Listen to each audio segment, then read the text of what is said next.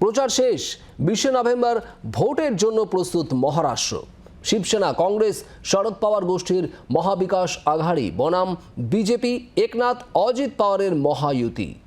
শিকে ছিড়বে কার কপালে? ভোট পণ্ডিতরা বলছেন মহারাষ্ট্রে বিজেপি জোটের প্রত্যাবর্তনে অনেকটাই অক্সিজেন পাবে গেরুয়া শিবির। সেক্ষেত্রে ইন্ডিয়া জোটেই প্রশ্নের মুখে পড়তে হবে কংগ্রেসকে। তাই হিসেব উল্টে দেওয়ার মরিয়া চেষ্টায় বিরোধী জোট। বুধবার 288 আসনে বিধানসভা ভোট মহারাষ্ট্রে জোট বেঁধে সরকার চালাচ্ছে শিন্ডেপন্থী শিবসেনা, বিজেপি এবং অজিতপন্থী এনসিপি। এই তিন দলের মহাদুতি জোট। অন্যদিকে শাসক শিবিরকে কড়া টক্করে ফেলতে জোট বেঁধে লড়ার প্রস্তুতি নিচ্ছে Congress, Shiv Sena, UBT, NCP, SCP. এই তিন দলের মহাবিকাশ আঘাড়ি জোটও। হরিয়ানার ভোটে ময়দানে নেমেছিল আরএসএস। মহারাষ্ট্রের ভোট ময়দানেও সক্রিয় তারা। এই জায়গা থেকে মেরুকরণের পিছে ব্যাটিং চলেছে সব পক্ষেরই। 2024 লোকসভা নির্বাচনে জাত গণনার দাবি তুলে মহারাষ্ট্রে বিজেপির হিন্দুত্ব ভোট ব্যাংকে ভাঙন ধরাতে পেরেছিল কংগ্রেস। ঘুরে দাঁড়াতে মরিয়া গেরুয়া শিবির। ধনী বনাম গরিবদের তত্ত্ব এনেছেন রাহুল গান্ধী।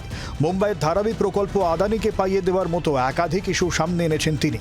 তবে অনেকেই বলছেন মহারাষ্ট্রের নির্বাচনে রাহুল বা মোদি খুব একটা ফ্যাক্টর হয়তো হবেন না। তুরুপের তাস স্থানীয় নেতাদের হাতেই, সঙ্গে স্থানীয়দের জাতপাতের সমীকরণ। কারণ ভোটের আগে মারাঠা ও ওবিসিদের মধ্যে সংরক্ষণের লড়াই একেবারে তুঙ্গে উঠেছিল। রয়েছে অঞ্চল ভিত্তিক ইস্যু। মহারাষ্ট্রের বিদর্ভ অঞ্চলের 60টির বেশি আসন। আখ, তুলো, সোয়াবিন চাষিরা এখানে বড় ফ্যাক্টর।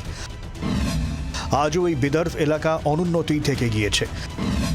মারাঠওয়াড়া এলাকায় 46টি আসন। জলের সমস্যা, লড়াই জাতপাতের।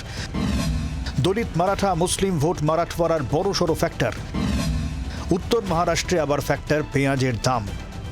ফ্যাক্টর হবে নির্দল প্রার্থীরাও। তবে জাতপাতের রাজনীতি ছাপিয়ে পাইয়ে দেওয়ার রাজনীতি কতটা কার্যকর হয় মহারাষ্ট্রের ভোটে সেটাও দেখার। যেমন মহাদতি মাসিক 1,500 টাকা মহিলাদের ভাতা দেয়। ক্ষমতায় এলে মহাবিকাশ আঘাড়ির আশ্বাস, মহিলাদের মাসিক 3,000 টাকা দেয়া হবে। এসব ছাপিয়ে অবশ্য মহারাষ্ট্রের ভোটের লড়াই বেশ কয়েকজন রাজনৈতিক ব্যক্তিত্বের লড়াই। তার মধ্যে রয়েছেন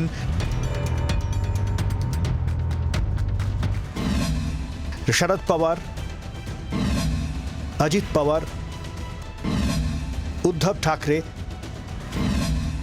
একনাথ শিন্ডে এবং দেবেন্দ্র ফড়নবিস। শিবসেনার লড়াই রয়েছে ময়দানে রাজ ঠাকরের এমএনএস। রয়েছে পাওয়ার পরিবারের আর তাদের দ্বিধাবিভক্ত দলের লড়াই। এনসিপি বা পাওয়ার শিবিরের ফুটি ফাটা কোন জায়গায় তা ঠাড়ে ঠাড়ে টের পাচ্ছে বারামতি বিধানসভা।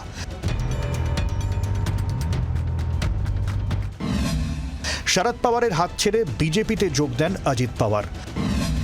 লোকসভায় শরদ কন্যা সুপ্রিয়ার কাছে হার হয় অজিত পাওয়ারের স্ত্রী সুনেত্রার। বারামতি বিধানসভায় প্রার্থী হয়েছেন শরদ পাওয়ারের ভাইপো অজিত পাওয়ার। অজিতের বিরুদ্ধে আবার প্রার্থী তাঁর ভাইপো যোগেন্দ্র পাওয়ার। এই জায়গায় দাঁড়িয়ে শেষ হাসি হাসবে কে? নজর শনিবারে ভোটের ফলাফলের দিকে। আসন ভাগাভাগি নিয়ে অসন্তোষ আছে রাহুলের। মুখ্যমন্ত্রিত্ব নিয়ে মন কষাকষি আছে ফড়নবিসের। ক্ষমতায় যে দলই আসুক, মুখ্যমন্ত্রিত্ব নিয়েও পরবর্তী লড়াই দেখার জন্য তৈরি রাজনৈতিক মহল। ব্যুরো রিপোর্ট, জি 24 ঘন্টা। বাংলার আওয়াজ, বাঙালির আবেগ, জি 24 ঘন্টা।